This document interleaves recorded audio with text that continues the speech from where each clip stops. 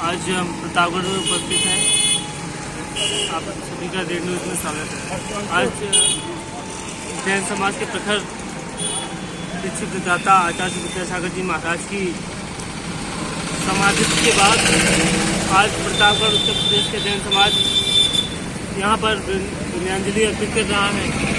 इससे हम आचार्य श्री के जीवन पे समाज के लोगों से थोड़ी सी बातें करेंगे। हमारे बीच में यहाँ पर मौजूद हैं जैन समाज के प्रतिष्ठित व्यवसायी प्रतापगढ़ जिले के जी। मैं आपसे ये जानना चाहूँगा कि आचार्य श्री के जीवन पर थोड़ा सा प्रकाश डालेंगे। आचार्य श्री कहाँ से थे, उनका जीवन क्या था? सबसे पहले तो सभी को जय जिनेन्द्र। आचार्य श्री 108 विद्यासागर जी महाराज कर्नाटक प्रांत के सतलगा के रहने वाले थे और लगभग 5 दशकों से हम लोगों के प्रेरणा स्रोत थे।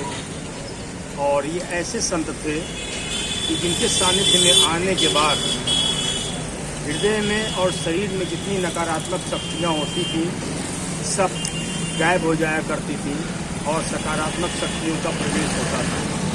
आचार्य श्री ने अपने जीवन में दिगंबर धारण किया और उनके पास केवल एक तखत और एक कुर्सी और एक घड़ी उनके जीवन में थी और बाकी उनके शिष्य जो अरबों रुपए की संपदा के मालिक थे वो उनके शिष्य रहा करते थे। लेकिन उन्होंने जैन धर्म के उत्थान के लिए अपना सर्वस्व जीवन न्यौछावर कर दिया। ऐसे महान संत को मेरी भावभीनी विनयाञ्जलि समर्पित है। आचार्य श्री ने अपना देह अपने द्वारा अपनी इच्छानुसार त्याग किया।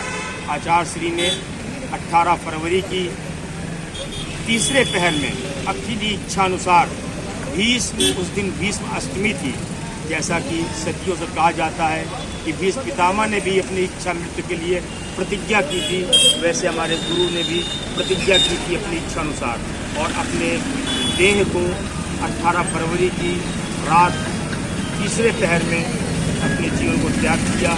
ऐसे गुरु के चरणों में मेरा बारंबार नमोस्तु नमोस्तु नमोस्तु।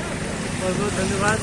जैसा कि रतन जी ने बताया कि आचार्य श्री का जीवन एक तखत पे बीता है और इतने धनाढ्य होते हुए भी आचार्य श्री का पूरा परिवार एक धर्म की ओर चल पड़ा है। हम समाज के अन्य लोगों से भी मिलते हैं।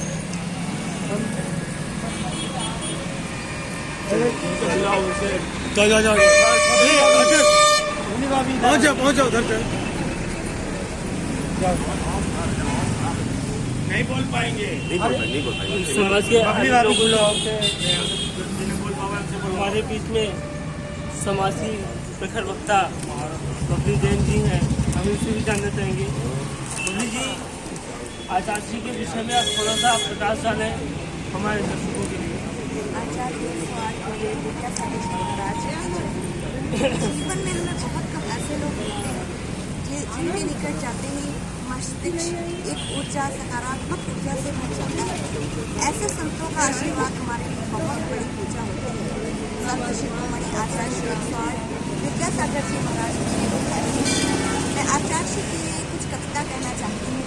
सूनी हो गई बगिया जीवन की, सूनी हो गई बगिया जीवन की, आपके यूं चले जाने से, सूनी हो गई बगिया जीवन की, आपके यूं चले जाने से, मुरझा गए हैं फूल सभी, मुरझा गए हैं फूल सभी, पतझड़ सा मौसम आने से। याद कर आपकी बातों को अब जीवन को महकाएंगे, याद कर आपकी बातों को अब जीवन को महकाएंगे। आप हमेशा याद आएंगे, आप हमेशा याद आएंगे। संत शिरोमणि आचार्य विद्यासागर जी महाराज की जय। बहुत बहुत धन्यवाद। समाज के हमारे वक्ता के रूप में मौजूद श्री प्रदीप जैन जी भी मौजूद हैं। प्रदीप जी, हम आपसे भी जानना चाहेंगे आचार्य श्री के जीवन का क्या महत्व था और आचार्य श्री समाज के लिए क्या महत्व।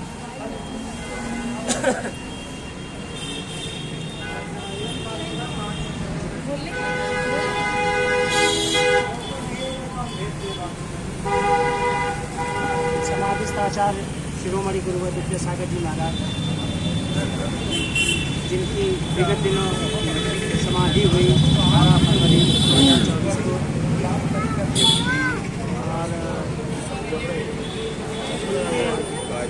विनयाञ्जलि के लिए और आज हम लोग यहाँ पर एकत्रित हुए हैं। जैसा कि पूरे भारतवर्ष में ये विनयाञ्जलि सभा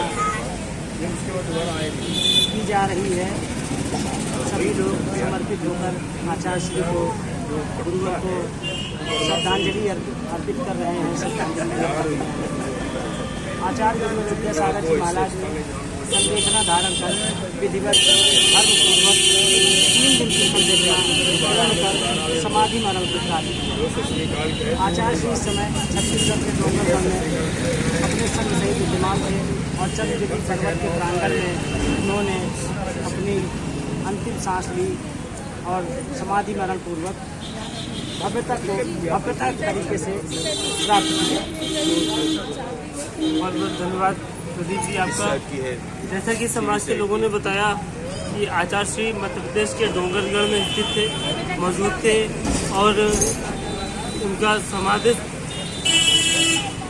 रात्रि के दिन के तीसरे पहर रात में लगभग 2:30 बजे हुआ था 17 फरवरी को। समाज के ऐसे महाराज, ऐसे मुनि जो समाज को एक नई दिशा, नई राह दिखाते रहे हैं अपने पूरे जीवन काल में। उन्होंने कई शिष्यों को अपने प्रखर किया। ऐसे गुरु के, ऐसे मुनि के चरणों में हमारा रीड न्यूज़ चैनल भी सत वंदन, नमन और अपनी भावपूर्ण श्रद्धांजलि देता है। धन्यवाद।